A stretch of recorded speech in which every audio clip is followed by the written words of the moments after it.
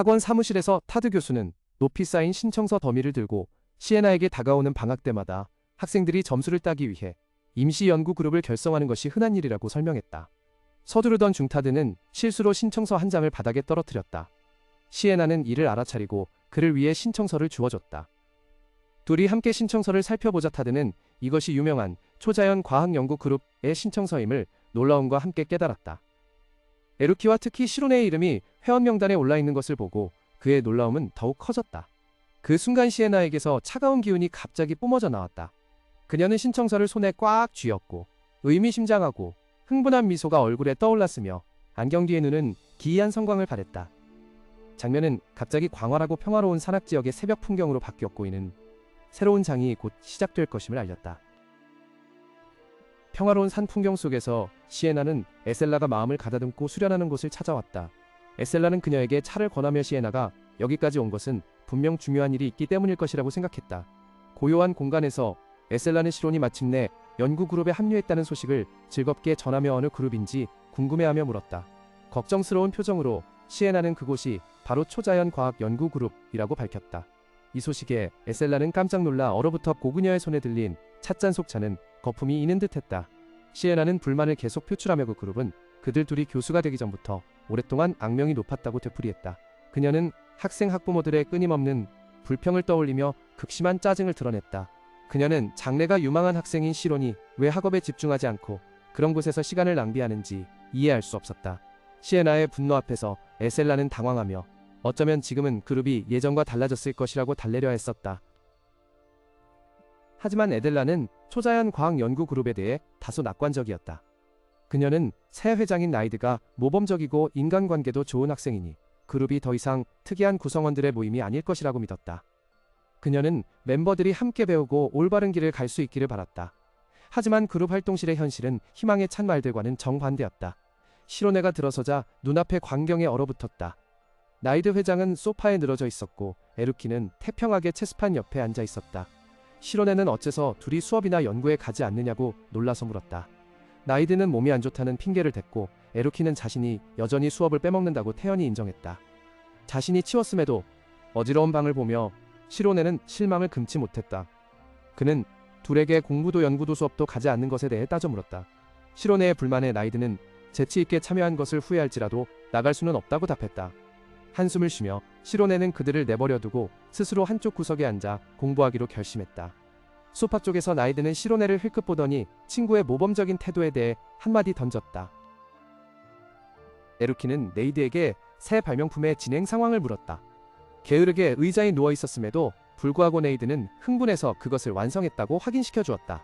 그들의 대화는 근처에서 열심히 공부하던 시로네의 주의를 끌었다. 시로네는 네이드가 막 만든 투명 망토에 대해 궁금해했다. 네이드가 망토의 기능에 대해 설명하기 시작하자 에루키는 매우 흥미를 보이며 감탄했다. 호기심을 억누르지 못한 시로네는 의자에서 벌떡 일어나 그 멋진 발명품을 직접 보고 싶다고 열렬히 말했다. 같은 시각 다른 곳에서 시에나 교수는 연구팀원들에 대해 깊이 생각하고 있었다. 그녀의 눈에는 팀장 네이드뿐만 아니라 다른 팀원들도 걱정스러운 인물들이었다. 그녀는 특히 에루키에게 관심을 가졌는데 그녀는 에루키를 잠재된 능력을 가지고 있음에도 불구하고 항상 평범한 척하는 교활한 인물로 여겼다. 시에나는 에루키의 무시무시한 힘과 시로네가 그 괴물을 물리쳤던 사건을 회상했다. 시에나는 그들의 재능으로 인해 선배들이 졸업한 후 아카데미의 핵심 인물이 될 수 있다고 믿었다. 그러나 그녀의 마음에 갑작스러운 걱정이 피어올랐다. 시에나는 에루키와 같은 문제아 옆에 있는 것이 시로네에게 나쁜 영향을 미쳐 그 또한 문제 학생이 될까봐 두려웠다. 시에나는 에루키에 대해 점점 더 걱정했고 심지어 그가 아카데미의 시한폭탄이 될 수도 있다고 생각했다. 같은 시간 동아리 방에서 시로네는 네이드가 만든 마법 수류탄으로 가득 찬 상자를 보고 매우 놀라워하며 흥미를 느꼈다. 감탄하면서도 시로네는 그것들의 위험성에 대해 우려를 표했다. 네이드는 그것들을 중요한 날을 위해 보관해 두었다고 자랑스럽게 과시했다. 하지만 에루키는 침착하게 네이드의 말을 반박하며 그의 꿈은 마법공학자가 되는 것이고 이것은 단지 학습 과정의 일부일 뿐이라고 밝혔다. 시로네는 네이드의 포부를 알고 크게 감탄했다.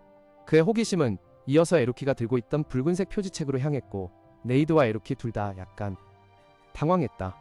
네이드는 그것이 인체 연구 그룹의 자료라는 것을 알아차리고 왜 여기에 있는지 의아해했다.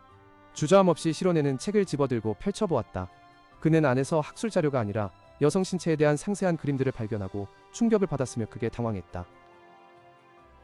시로네 가인츠 연구라고 알려진 책을 펼치자 그는 그 안에 온통 여학생들의 그림이 가득한 것을 보고 당황하여 부끄러움에 얼굴을 손으로 가렸다. 레이드는 태연하게 이것이 사실은 모호한 연구 집단에 의해 유포되는 학원 내부의 소문과 가십으로 가득 찬 정보 수첩이라고 설명했다. 에루키는 별다른 관심을 보이지 않으며 이것은 그저 한가한 자들의 오락일 뿐이라고 여겼다. 두 친구의 태도와는 대조적으로 시로네는 극도로 걱정하며 학교가 왜 이런 일을 막기 위한 조치를 취하지 않는지 의아해했다. 책 안에는 여학생들의 스케치 그림과 함께 개인적인 메모들이 담겨 있었다. 시로네가 평소와 달리 조용하자 그의 침묵은 결국 혼란스러운 폭발로 깨졌다. 그는 이런 것을 봐서는 안 된다고 생각하며 이것이 무엇인지 몰라 당황했다. 분노에 찬 시로네는 떨리는 목소리로 누가 그런 기이한 연구 집단을 운영할 수 있는지 스스로에게 물었다. 에루키는 침착하게 이것이 비밀리에 활동하는 그룹이라고 추론했다.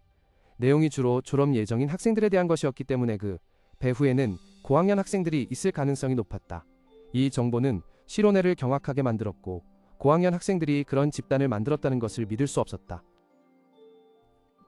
에텔라와의 대화에서 시에나는 초자연 과학 연구팀이 실제로 음흉한 조직이라고 주장했다. 그녀는 이 팀에 비하면 흑마법 학회 같은 다른 그룹들은 하찮은 아이들 장난에 불과하다고 생각했다. 시에나에 따르면 진짜 문제는 이 연구팀이 아카데미에서 가장 우수하고 재능 있는 학생들에 의해 운영되는 정교한 장난이며 매우 높은 수준에서 활동하며 학교 조사팀의 눈을 완벽하게 피하고 있다는 점이었다. 시에나는 덧붙여 이 팀이 예전에 방치되었던 이유는 공식적인 동아리 자격을 잃었기 때문이라고 설명했다. 그러나 현재 일부 우수 학생들이 이를 복구하려 노력하고 있다고. 시에나는 이 기회를 틈타 연구팀을 완전히 해산시키겠다고 단호하게 말했다. 에텔라는 침착하게 경청하며 차주전자를 내려놓으면서도 학생들의 진로에 대한 시에나의 염려에 공감을 표했다. 그러나 그녀는 학교가 연구팀에 개입하지 않는 데에는 그 나름의 이유가 있다고 조용히 밝혔다. 에셀라는 학교가 개입하지 않는 이유를 설명하며 연구단체를 독립적인 조직으로 인정하는 것이 학생들의 자율성과 책임감을 함양하는 데 도움이 될 것이라고 말했다. 그녀는 어른들이 아이들의 선택권을 빼앗는다면 아이들이 스스로 결정을 내려야 할 때 두려움 속에서 살 수 있으므로 시에나가 아이들에게 기회를 주기를 바란다고 비유했다. 시에나는 여전히 자신의 입장을 고수했다. 에셀라의 말이 일리가 있음을 인정하면서도 그녀는 어른의 역할 또한 재능 있는 학생들을 성장시키고 그들이 엇나가지 않도록 막는 것이라고 단호히 주장했다. 시에나가 시로네에게 깊은 관심을 가지고 있음을 알게 된 에셀라는 이해심을 표했다. 그녀는 시로네가 스스로 자신의 수준을 깨달을 충분한 시간을 주고 싶지만 시에나의 열정을 가볍게 볼 수 없다고 설명했다. 그 후 에셀라는 더 일찍 말하지 못한 것에 대해 사과하며 중요한 정보를 공개하기로 결정했다. 그녀는 최근 속사시험에서 시로네가 열반의 경지에 도달했다고 말했다. 이 소식에 시에나는 완전히 얼어붙었고 넓은 산 전체에 울려 퍼지는 경악의 비명을 질렀다.